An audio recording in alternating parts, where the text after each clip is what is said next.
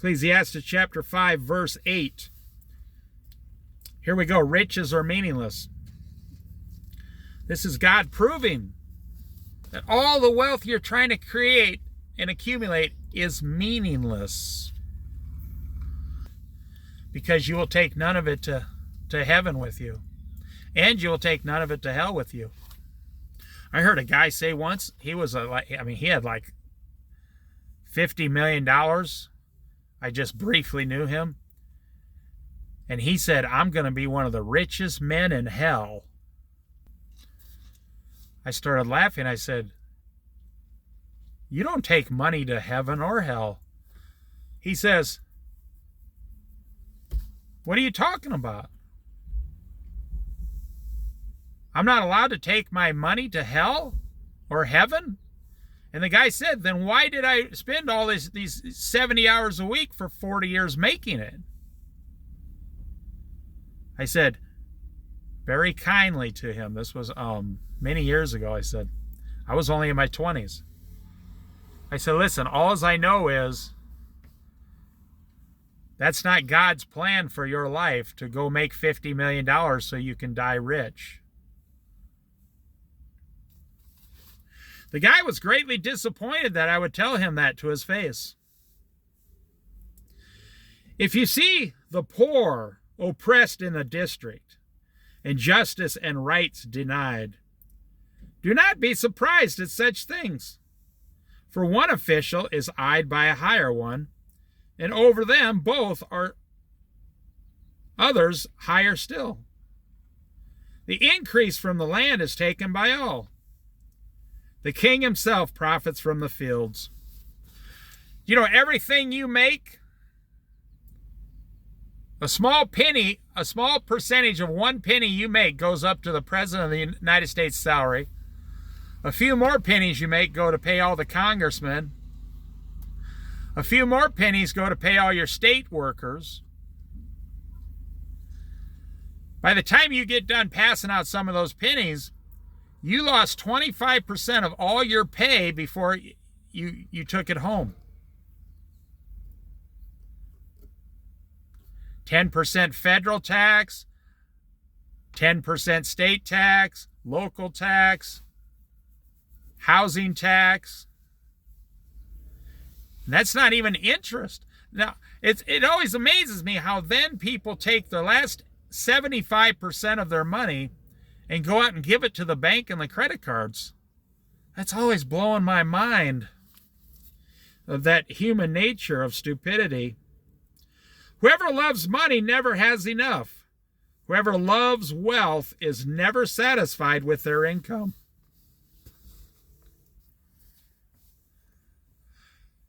You know, because I'm on Social Security now, my wife and I, we get this thing, how much we made over the years before you go on Social Security.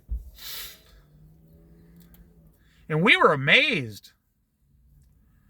Just like 14 years ago, I think it was. So this was in 2010. We lived out here on the Oregon coast on $23,000. And one of us was working full time. But we were only getting like $9.50 an hour. No, actually, that's not true. He's getting $7.50 an hour. We lived on the Oregon coast for about $23,000 for 1 year, and I looked at that and went, "What the heck? We only made $23,000, the both of us, in 1 year." And here's the thing: everything was fine. We always had plenty of extra money, and we didn't even know it. Because most people under middle class were making about $30,000 a year. I mean, 2 people. Well, figure it out. If you make $7.50 an hour and you bring home $6.50 an hour, you're only bringing home $250 a week at the most. That's only $12,000. 2 people, that's about $23,000. You think, how did they survive? When we moved to the Oregon coast 23 years ago almost now, our rent was $300 for the first month, $345 a month.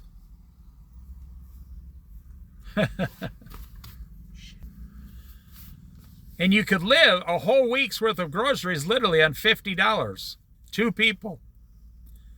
Don't you remember how cheap everything was 23 years ago?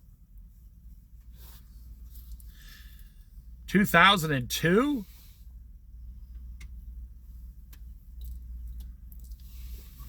Whoever loves money never has enough.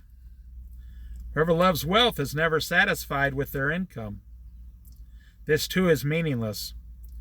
As goods increase, now this is what's happening today in today's society with the tariffs and all this.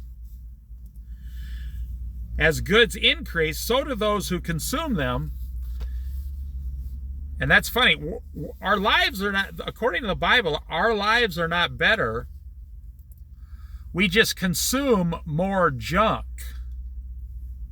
And what happens when you have more customers? You raise the price.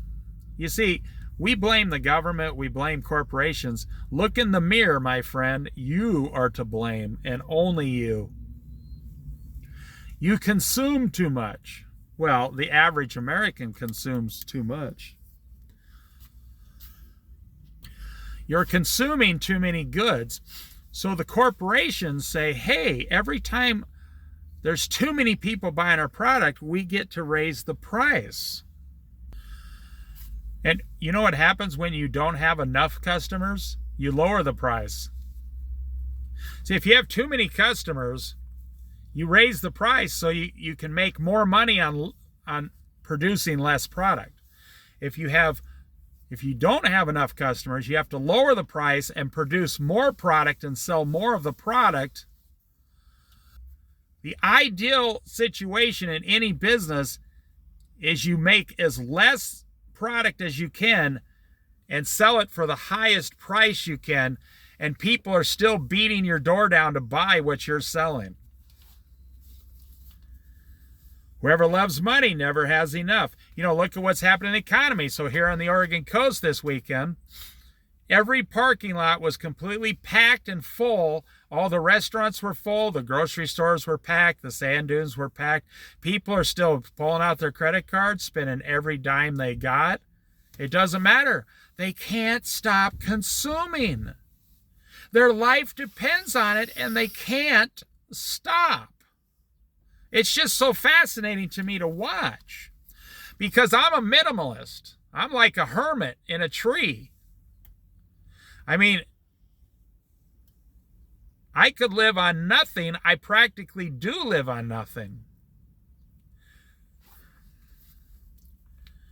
Whoever loves money never has enough. Whoever loves wealth is never satisfied with their income. This too is meaningless.